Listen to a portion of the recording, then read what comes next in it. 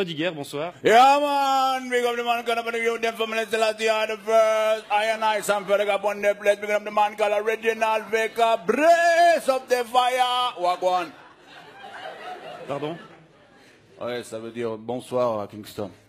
D'accord. Alors vous êtes un consommateur régulier de cannabis, vous êtes aussi membre d'un groupe de reggae suisse, Yeah, Brada Framanada Mada. Brother Framanada Mada, man. C'est quand tu es frère, tu es brother, mais tu n'as pas la même maman, man. Brother Framanada Mada, brother Framanada Mada, brother Framanada Mada. Brada Framanada Mada. Vous êtes c'est ce groupe dans lequel vous jouez, avec lequel vous voyagez souvent Yeah, man. en Jamaïque. Bra. C'est ça. Alors tout d'abord, qu'est-ce que vous pensez de ce boom du CBD? Un boom qui a commencé en août dernier lorsqu'un fabricant Chafuzoa a obtenu pour la première fois une autorisation d'en vendre. Man, moi je trouve c'est rigolo de voir les clients qui vont acheter une ou deux têtes de weed comme si c'était des chiclettes.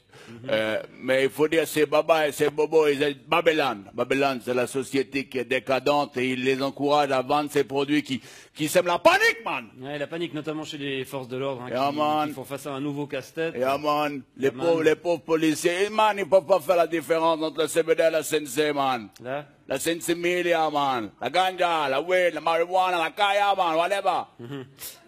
D'accord, parce qu'il est vrai qu'en apparence, le cannabis légal ressemble à s'y méprendre à son cousin. Là. Les pauvres petits boys de police, man. Ils peuvent pas faire la différence, man. Il faut qu'ils aillent goûter le produit. Alors imagine, man, le pauvre policier, man. Excusez-moi, vous pouvez me présenter vos papiers à rouler d'identité. Ce sera pas possible, man. Oui. Je rappelle que cette variante de cannabis ne tombe pas sous le coup de la loi fédérale sur le stupéfiant, une loi de 2011, puisqu'elle contient moins de 1% de THC. Man. Il faut savoir qu'on obtient ce tabac en manipulant la plante. Man. En la manipulant. En manipulant la plante. Génétiquement. En faisant des croisements, man, des petites chimies, et on atténue comme ça le produit, on le rend allégé. Et aujourd'hui, man, c'est pas tout comme ça dans la société, man. C'est exactement la même chose comme les sodas sans sucre, les yogourts allégés à la gélatine de porc, ou l'huile d'olive sans olive, man. Ça va pas, man. C'est pas du vrai cannabis, selon vous. Non, man, la vraie weed, la vraie ganja. La vraie ganja. Il faut la planter avec amour. Il faut la faire grandir sous les incantations de Joe Rastafari. Et ensuite, il faut la récolter, la faire sécher, la fumer pure, sans tabac, man. Comme dans la chanson. Give me the weed, good ganja weed, but I want it, whenever they got it for the weed. Bon, naturel ou pas, le cannabis contenant un taux de THC élevé. C'est quoi THC? Tétrahydrocannabinol, tétrahydro peut-être. C'est d'abord une drogue et contre laquelle les pouvoirs publics sont censés lutter, monsieur Frediger. Et pourquoi, man, on ne pourrait pas lutter d'abord contre l'alcool, man? L'alcool, man. Interdire l'alcool, man! Qui est beaucoup plus additif et beaucoup plus dangereux, man. Bon, ça, c'est pas... C'est pas quoi? C'est pas ce qu'on dit. Il suffit de regarder l'expérience, man, des exemples qui sont tout autour de toi dans la vie, man. Si tu bois trop d'alcool, man. Ça va le coude. Ça va nickel.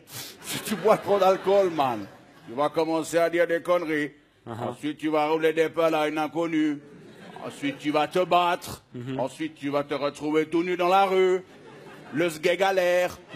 Tu vas te rebattre, tu vas tomber contre un trottoir, et puis après, tu vas tomber dans la mort du coma, man. C'est vrai que ça m'est déjà arrivé, cette séquence d'événements.